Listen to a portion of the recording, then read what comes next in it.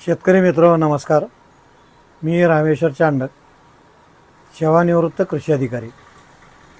आज या ठिकाणी सोयाबीनच्या पेरणी संदर्भात शेतकरी गडबड करतायत. आजची तारीख बघितली तर 26 तारीख आहे, 26 मे, आणि 1 तारखेच्या दरम्यान शेतकरी सोयाबीन पेरणीच्या गडबडीत आहेत. या लोकांनी आधी थांबलं पाहिजे. सोयाबीनचा जो कालावधी आहे तो 100 दिवस ते 110 दिवसाचा आहे, आणि ज्यावेळेस सोयाबीन काढणीसाठी तयार होतं तो काळ रिव्हर्स मान्सून म्हणजे उताराला लागलेल्या मान्सूनमध्ये येतो. त्यावेळेस अतिवृष्टी होण्याचा संभव असतो आणि पिकाचं नुकसान होऊ शकतं. या दृष्टीने जर विचार केला तर हा हंगाम कधी येतो? जून, जुलै, ऑगस्ट, सप्टेंबरमध्ये जर सोयाबीन काढायचं म्हणलं, सप्टेंबर आणि 15 ऑक्टोबरपर्यंत हमखास पाऊस आपल्याकडे पडतो व रिव्हर्स मान्सून पडत असल्यामुळं त्या काळात जे तयार झालेलं पीक आहे हे संपूर्णपणे पावसात सापडण्याची शक्यता आहे. याच्यामुळं 15 जूनच्या आतमध्ये कोणीही सोयाबीनची पेरणी करू नये.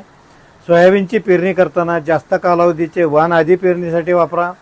जसजसा उशीर होईल तसतसं मग मध्यम कालावधीचे आणि कमी कालावधीचे वाण वापरले पाहिजे. जास्त कालावधीचा वाण म्हणजे फुले संगम 726 नंबर KDS 726 म्हणतो तो. त्याच्यानंतरचे जे वाण पेरायचे आहेत 753 आहे, त्याच्यानंतर 612 आहे, त्याच्यानंतर 992 आहे. हे 3 वाण. ह्याच्यापेक्षा जर उशीर झाला तुम्हाला पेरणीला तर त्यावेळेस ते पेरले पाहिजे. पण गडबड करून 1 ते 10 जूनच्या दरम्यान आता ओल भरपूर झाली, दररोज पाऊस पडतोय, 29 तारखेपर्यंत पाऊस सांगितलेला आहे. मग आहे त्या ओलीचा फायदा घेण्याच्या दृष्टीने जे आपण प्रयत्न करतोय हे चुकीचं होऊन बसेल. तुम्ही प्रयत्न करा की बाबा 15 जूनच्या आतमध्ये आपल्याला सोयाबीन पेरायचं नाही. तसं आपल्याकडे सांगितलेलं आहे. पाऊस पडला की घातवाप जे आहे ती कुठल्या पिकाला योग्य आहे?